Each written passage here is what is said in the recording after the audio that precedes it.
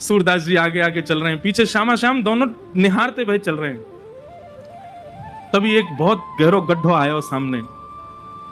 सूरदास जी जब गड्ढा की तरफ जान लगे, जैसे ही जान लगे, श्री जी बोली, अरे अरे ये देखो गड्ढा में गिर जाएगा, अरे याकू जल्दी जाके रोको। ठाकुर जी कह रहे, नहीं श्री जी बिल्कुल नहीं, बाकू गिरन दो, अपने आप संभलेगा, तुम बिल्कुल मत जाओ। अरे तुम कैसे हो बेचारो, गिरवे वाला हो, बाकू लग जाएगी वाके।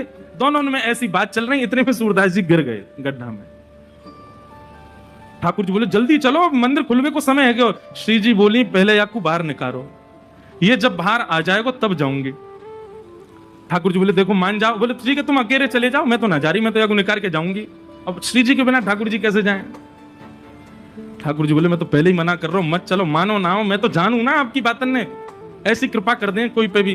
बोले कोई पे भी? सूरदास है। बोले मैं जानू, पर यहाँ पे अभी कृपा ना करनी, कछु दिना और याकू ऐसे ही रहने दो।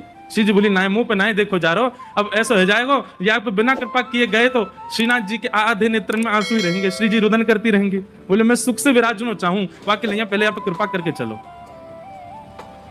श्री जी ने अपनी चुनरी दी और ठाकुर जी ने अपनी कारी कमरी वहां में बांध दी, और ऊपर से ठाकुर जी वह गड्ढा में चिल्ला के करें, बाबा बाबा शब्द सुनते ही सूरदास जी के तो रोंगटे खड़े हैं।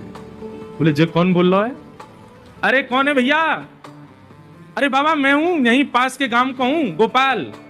बोले अच्छा भैया, कहा कह रहे हो? बोले आप गिर गए हो, मैं आपकी मदद कर दूं, बाहर आ जाओ। सूरदास जी बोले, कैसे आऊंगा बाहर भैया, मैं तो बहुत गहरो गिर गए हो। ठाकुर जी बोले, मैंने अपनो पटका डाल दियो बाबा, बाकू पकड़ लियो, पकड़ के ऊपर आ जाओ। सूरदास जी ढूंढने लगे, तभी हाथ में पटका आयो। सूरदास जी ने जैसे ही वो पटका पकड़ो, कारी कमरी पकड़ी और ऊपर चढ़ने लगे, तो नासिका के पास जाती वह कारी कमरी में थे ठाकुर जी के श्री अंग की सुगंध, जो आज सवेरे सवेरे श्रृंगार के दर्शन में श्रीनाथ जी में जो इत्र प्राप्त भयो, वह की सुगंधी और कारी कमरी की सुगंधी एक सी है।